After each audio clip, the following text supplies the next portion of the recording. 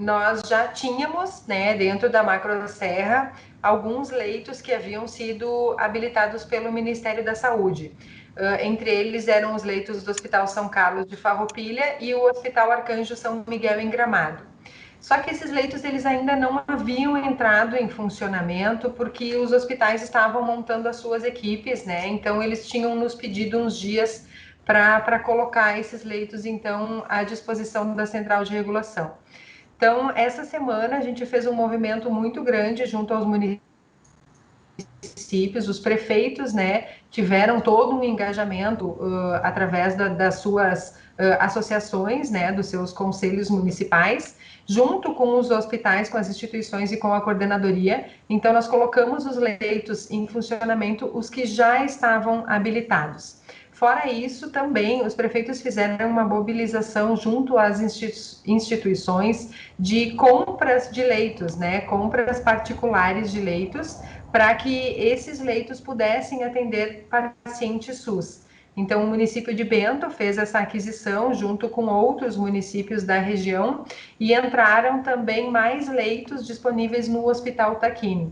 Então, nessas últimas 48 horas, praticamente, nós aumentamos o quantitativo de leitos de UTI da Macroserra de 193, nós pulamos para 224 leitos disponíveis SUS e privado, tá? Então, esse é o número que a gente está trabalhando para essa nova contabilidade que vai ser feita nesse final de semana. Na verdade, assim, ó, a gente sempre trabalhou, né, com micros e com macros regiões de saúde. E nesse enfrentamento do Covid, ele não está sendo diferente. O Estado fez uma análise através dos municípios, né, das suas referências primárias em atendimentos hospitalares e definiu, então, 20 regiões de saúde.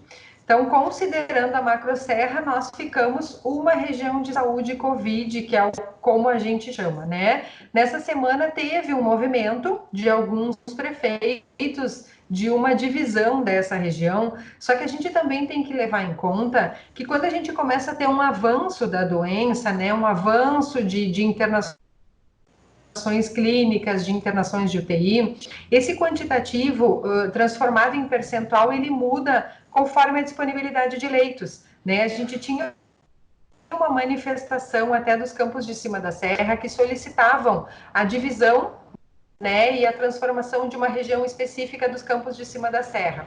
Conversando, então, com os gestores, e eles tendo esse entendimento de que se você tem 5 hospitalizações num universo de 200 leitos, isso significa um percentual. Se você tem 5 hospitalizações num universo de 10 leitos, esse percentual muda drasticamente. Então, isso já vai equivaler a 50% da utilização hospitalar. Então, num primeiro momento, essa divisão que estava se pensando, ela se mostraria até benéfica, porque as regiões poderiam não estar na bandeira vermelha, elas poderiam, neste momento, estar numa bandeira laranja ou até numa bandeira amarela.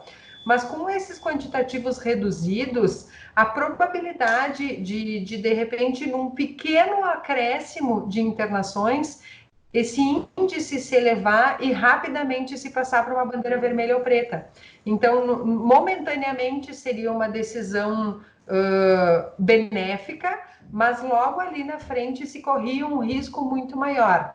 Então, até na região de Campos, né, ontem, no final da tarde, os prefeitos fizeram uma reunião para a decisão, então, de declinar dessa possibilidade. Eles nos enviaram um documento ontem à noite, então, declinando dessa divisão e entendendo que, neste momento, até pelo trabalho que foi feito nessa semana, entenderam que a melhor situação para os municípios e para a gente conseguir reverter seria manter, né, os municípios dentro da Macroserra numa única região. Nessas 6 semanas de acompanhamento do distanciamento controlado no estado, todas as avaliações elas eram feitas na sexta-feira, com os dados, né, obtidos através do nosso sistema de monitoramento da sexta-feira. Esses dados eram compilados, né, e no sábado era feita a divulgação para na segunda-feira sair, então, a publicação da atualização do decreto. Por uma solicitação dos prefeitos, né, e dos prefeitos da Macro Serra também, esse período, os prefeitos entendiam que era um período muito curto, né, de organização das estruturas dentro do município, do sábado para segunda-feira. Então, por uma solicitação dos prefeitos, se mudou, né, a contabilização, a data da contabilização dos dados. Nesta semana, como foi agora há poucos dias, nessa semana ainda vai continuar, a gente vai continuar tendo hoje o levantamento de dados e amanhã a divulgação. Mas a partir da próxima semana, essa contabilidade vai ser feita com os dados da quinta-feira. Na sexta-feira vai ser feita a informação para as regiões, né, de como é que ficou a classificação, para que as regiões e os municípios tenham tempo de sábado, domingo e segunda-feira, fazer uma análise desses dados, conferir os cálculos, conferir os quantitativos, ver se está tudo ok. Se tem alguma reivindicação, se tem alguma alteração, a gente tem até a segunda-feira para fazer essa alteração e na terça começa, então, com a validação da nossa bandeira. Com essa ampliação que a gente fez, né, durante essa semana, a gente sim tem uma esperança, né, de retornar a bandeira laranja agora nesse final de semana. Isso também foi outra reivindicação que os prefeitos fizeram, porque nessa mudança que a gente teve, a partir do momento que a região entrasse numa bandeira vermelha ou preta, ela iria levar 15 dias para ser feita uma revisão.